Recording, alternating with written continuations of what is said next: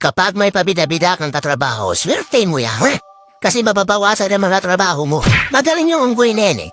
Gusto niya apuin lahat ng mga trabaho dyan. Kaya ibigay nyo na. Bida-bida eh. Pati gawin yung bida. Ayaw mo pa nun. Ikaw, chill-chill na lang tapos ayong gumagawa ng mga trabaho mo kasi alam niya daw yun. Magaling daw sa tulod. Sige. Ikaw na magaling. Ay, kung nga po yan, so boss.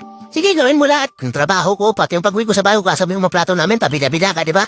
Dapat ganun yung mindset mo eh. Imbes na magalit ka sa mga pabida-bida, mahalin mo yan sila. Kasi nakakabawas yan ang mga gawain mo, tandaan mo. Kapag may pabida-bida ka talagang katrabaho, padalo ka.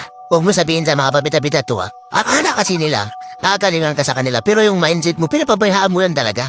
Kahit na kaya mong gawin yun, sige pabida, kahit paggawa mo. Para mabawasan yung trabaho mo, sino naka-mindset ngayon? Pwede sabihin sa mga pabida-bida to, baka kamay babuking tayo, sikreto natin ba?